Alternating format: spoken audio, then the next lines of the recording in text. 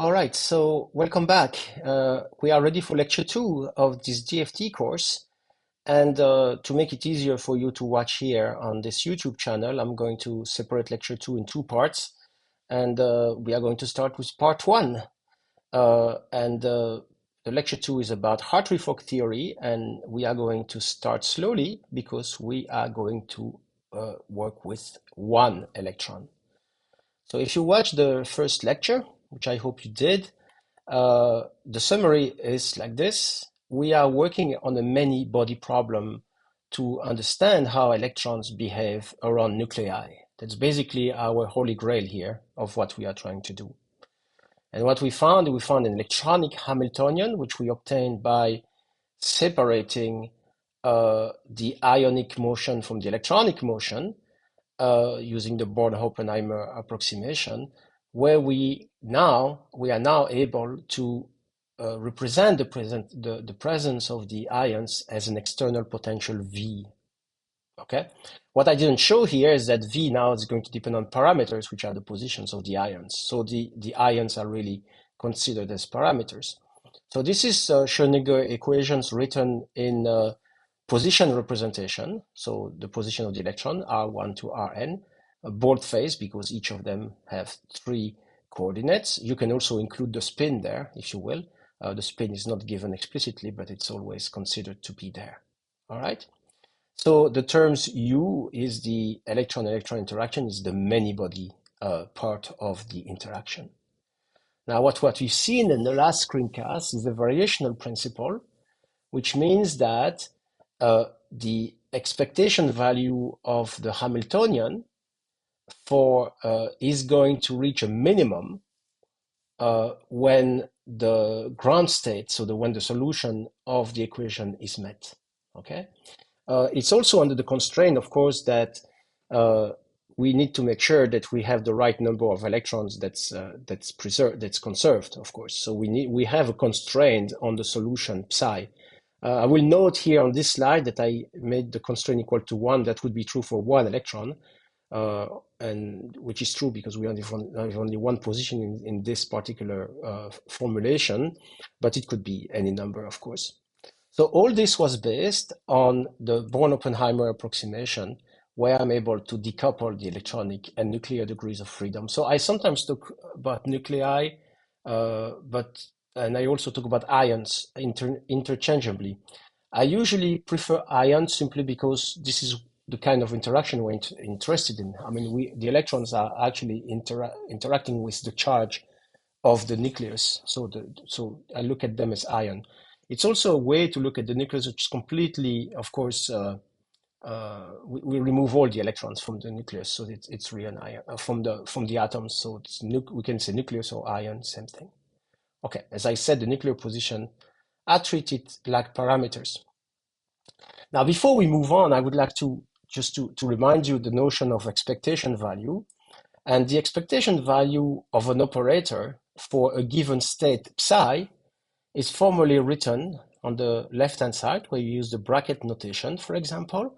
This is, again, definition here. So that would be the value that the operator T, it's an operator because it's a little hat on top of T. So this is the value that T will take for an electron, for instance, that it's in the state psi. And it is obtained on the right-hand side in a real space representation by this integral, which is probably an integral that you are very used to from quantum mechanics.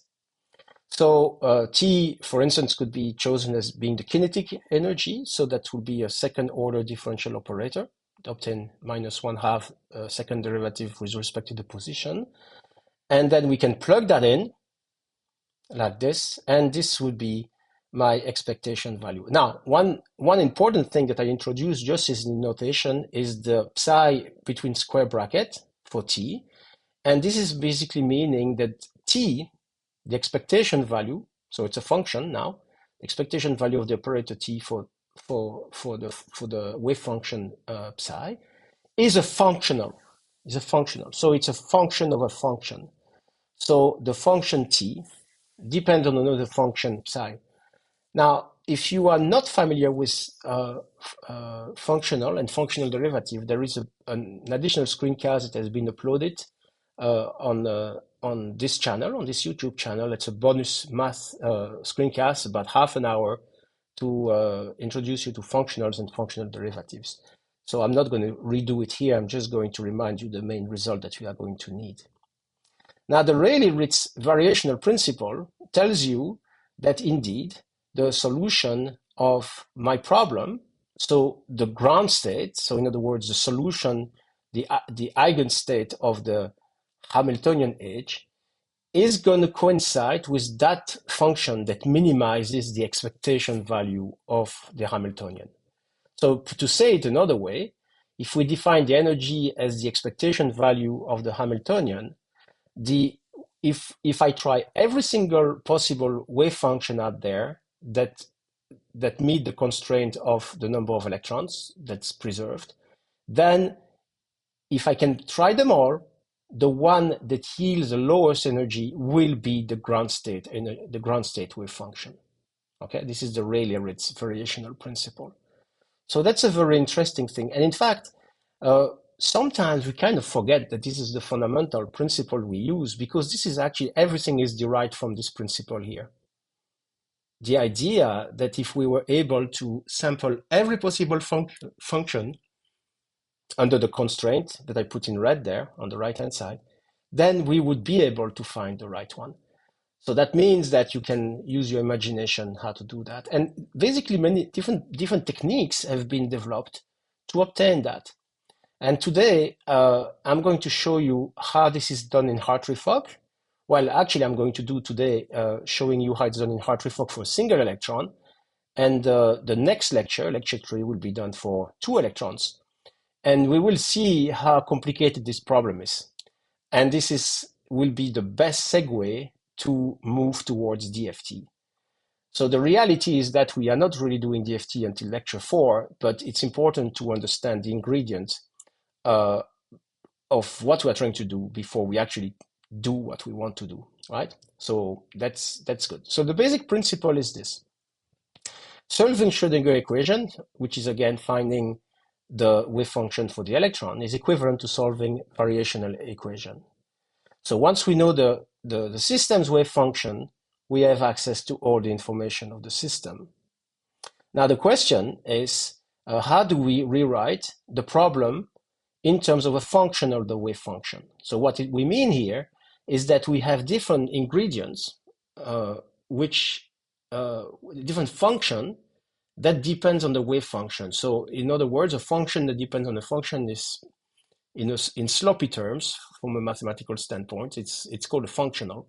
And this is what we are going to do today.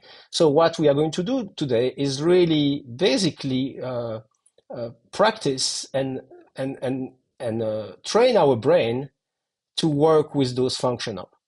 So this is a very important step, because it's like on our way, on a journey towards density functional theory. So I strongly recommend you do not skip this, and you do not go to lecture 4 or lecture 5 right away, knowing that you'll be able to make it. Okay. So we are starting at baby steps. So we are going to remove a lot of headache by just looking at one electron. So here it's a kind of an artistic view of a single electron orbiting around a nucleus. So basically that would be the hydrogen atom. So of course we know that the hydrogen atom is one of those systems that can be solved exactly in quantum mechanics. But we are going to look into this variational principle here. Okay. Now, let's start simple. Okay. Let me show you an example first. Let's suppose we have an electron in one dimension, right?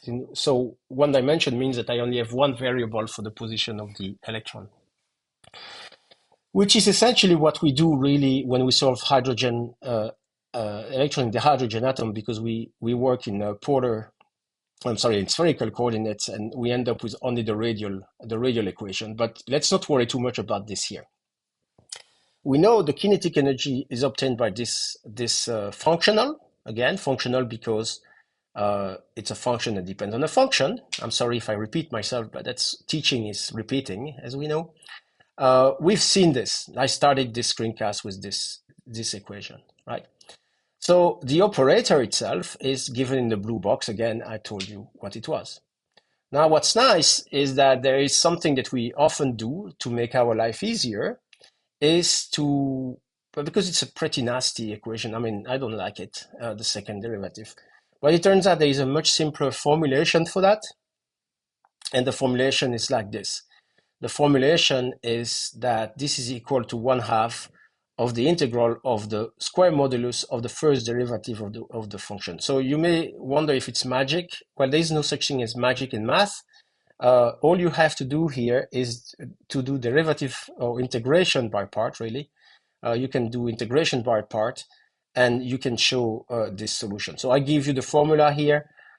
So this is a graduate level course, so I am not going to derive this here on this slide, but you can maybe even do it in your head and find this. So I find always that interesting that the kinetic energy is the integral of the derivative of the wave function. Okay, so the larger the derivative, right, the larger the kinetic energy. So this is also, this reminds you again that the more localized an electron is, that means very high derivative, the more kinetic energy you have. But in any case, this is a term, this is already a first term of the Hamiltonian. Remember, the Hamiltonian has an external potential and a kinetic energy. This is the kinetic energy, so we already have one piece of it. So what I find is very interesting here is that, and I'm going to come back to that in a minute, is that this problem does not depend on the actual external potential. There is no external potential. So this is why we call that a universal functional, right? This is a universal functional, which can be calculated. There is a one-to-one correspondence without parameters between a given trial wave function and the kinetic energy. Okay, that's cool. Now let's look at the potential energy. So this is the second part.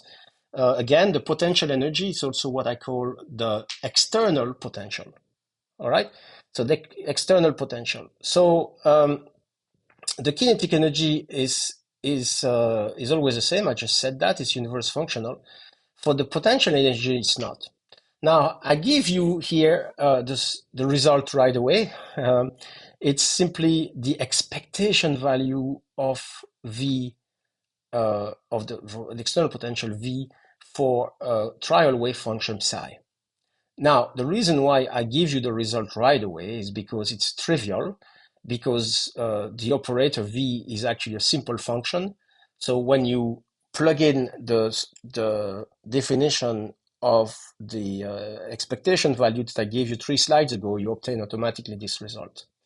Now, this is not universal, of course, because it depends on how the ions are arranged. And so we have to calculate this for each separate problem. Okay? Now, we are pretty much there in terms of setting up the problem. Remember, the Rayleigh-Ritz variational principle is to try to minimize the expectations of the Hamiltonian. But the Hamiltonian itself, the expectation value of the Hamiltonian, is the sum of the expectation value of the kinetic energy and the expectation value of the external energy, under the constraint that we keep our one electron, and we don't, so which is obtained by basically the norm of the trial wave function psi. Now, when I ask the question, why is U being the interaction? Well, of course, there is no interaction because there is only a single electron here, which admittedly simplify our problem significantly. We are going to reintroduce U in the next lecture. I mean, the lecture 3, sorry. So now we need to evaluate the energy for all possible normalized wave function and choose the lowest one. So of course it sounds like easy, but I don't know about you, but I do not know a way to sample every single function out there. But if we had a machine, and maybe, who knows, maybe some AI machine in the future that could sample all function, we will be able to actually get the ground state. Now, in the meantime, we cannot rely on artificial intelligence. We have to rely on our own intelligence, which is to try to use physical intuition to develop what we need to do. So we have to come up with families of trial wave functions, which will then, with some parameters, it will allow us to obtain the right result. So typically in quantum chemistry, mostly, people like Gaussian. They usually use Gaussian wave function.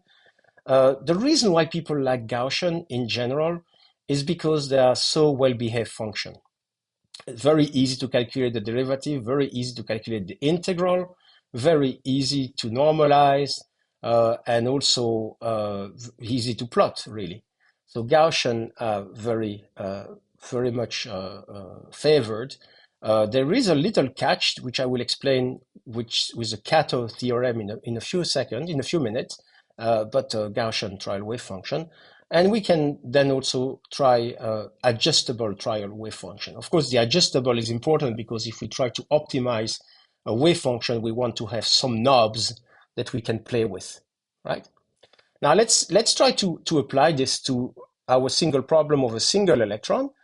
And we are going to simplify the problem significantly. We are going to suppose that the external potential is simply given by an attraction at a single point x equals 0. Right? This is the Dirac delta. Delta x means it's just a bump, if you will, at x equals 0. So again, mathematically sloppy, we can see that Dirac delta is nothing else than a function at 0 everywhere, but when the argument is 0, so in this case x equals 0. Now the minus sign is there because we have an attraction. We suppose that these are positive ions, so in which the electron lives. So the negative means that the closer the electron is to this to 0, the more attracted it is to it. Okay, that's the idea. Good. Now the trial wave function we are going to try, and this is why there is a t subscript, is a Gaussian, right? This is a Gaussian function, and the terms there, the pi to the power minus 1/4 is actually can be found from the fact that this is how you normalized the function. Remember, we need to make sure that the integral of the square modulus of the trial wave function is equal to 1.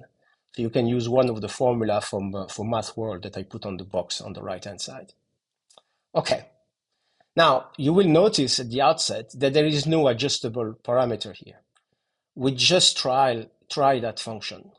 So when we try to minimize an energy here, there's not much to minimize because, well, there is only one function. So we are going to see if what result we get with this. Now we use the Gaussian wave function. We first make sure that the trial wave function is normalized, which it is, thanks to the pi to the minus 1/4. Then we calculate the expectation values of the kinetic energy. This can be done fairly easily because, again, the derivative of the Gaussian is well behaved.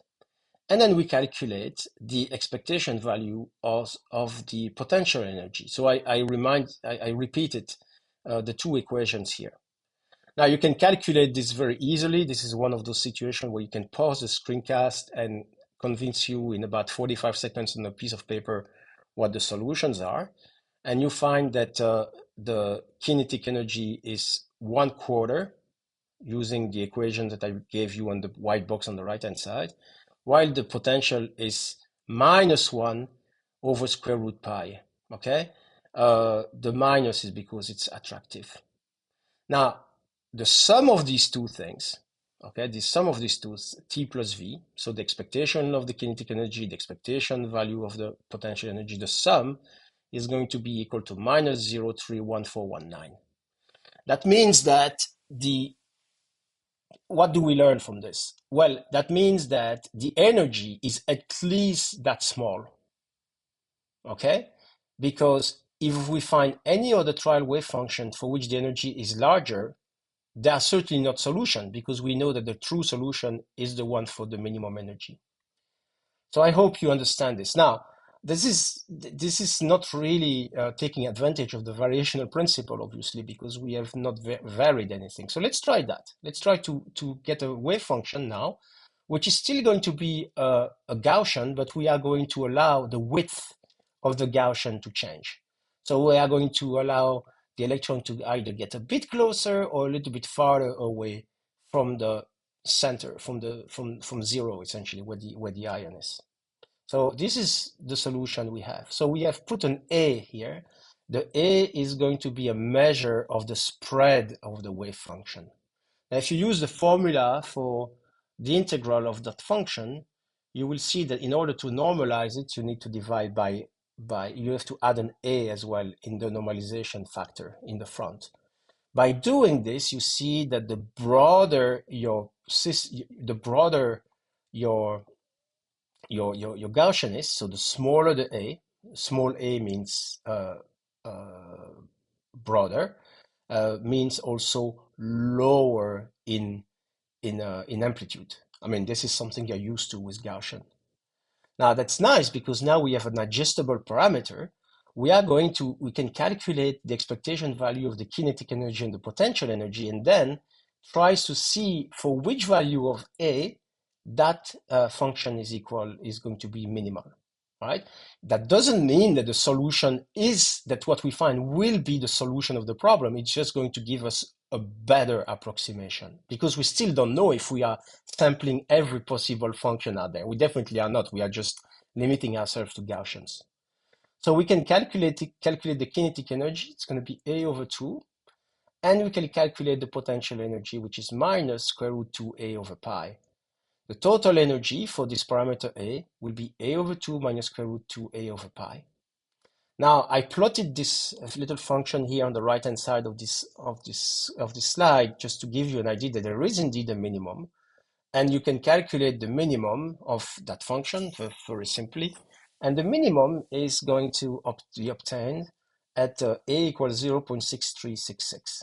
Okay, so for an energy of minus 0.3183. Now, if you go back to the previous slide, you see that the energy that we found for essentially when A equal to 1/2, right? This is what we did before. You will find that the energy we found on the previous slide was minus 0.314, 3149, if I remember. And this energy, of course, is smaller. It simply means that we have a better approximation for the wave function. So that's actually quite interesting. It's also interesting to know that in this case, the kinetic energy is a little bit larger, and which is compatible with the fact that my wave function is a bit more spread out. I mean, it's a little bit bigger, so we have something. This is exactly what we have here. So that's nice. We are doing something that's good, and we can actually see that on the slide here.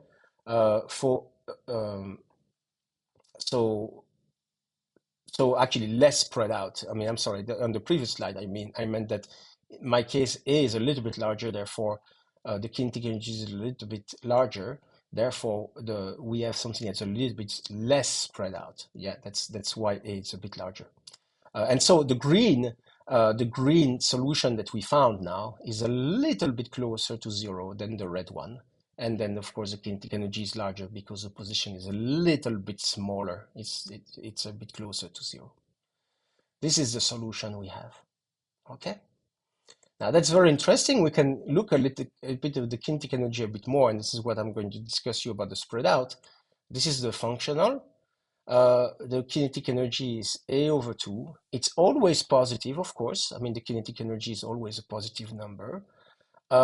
In principle, if we only had the kinetic energy, minimizing the kinetic energy would mean that A will be the smallest possible, right? To tend to 0. But if we do that, if A becomes smaller, right? Like for example 0.01 on the ground curve on the right hand side, if A would be very small, we would spread out the function a lot, right?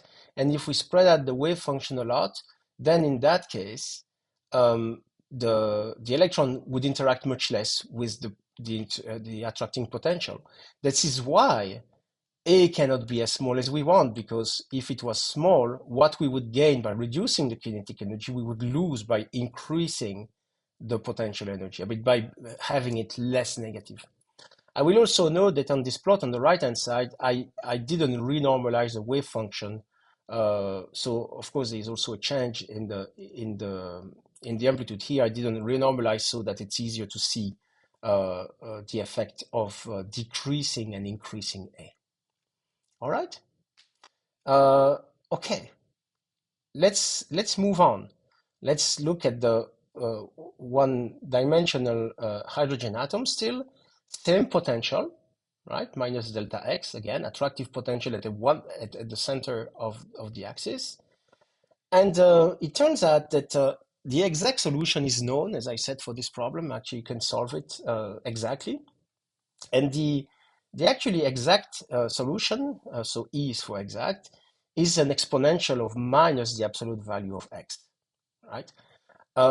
If you do that, if you calculate the expectation value of T and V, you'll find that the kinetic energy will be 1/2, always positive, and the potential energy will be -1.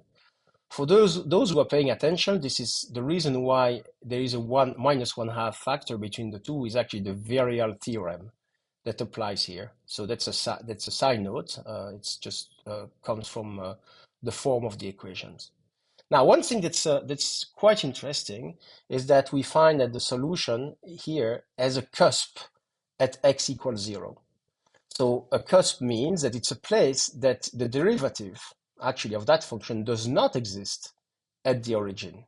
Now, you cannot calculate it. If you come from the right or the left, you're going to end up with two different derivatives, which means that derivative is not defined at x equals 0.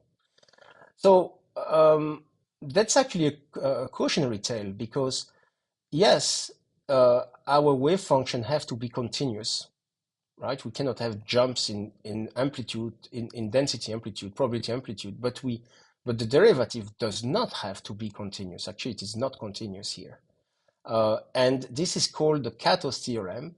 We'll talk more about the Kato's theorem, and Kato's theorem just basically tells you there is a cusp at the origin. Now, why can't we obtain this energy using the Gaussian wave function? Well, we can't because it turns out that if you look at the purple curve on the bottom, you cannot approach it with a Gaussian. A Gaussian is very well behaved. The derivative exists everywhere and it's a smooth function. And so the function, the best we can do, for example, is to get as close as possible using, for instance, the Gaussian that I showed in blue. But no Gaussian can reproduce the cusp at the origin.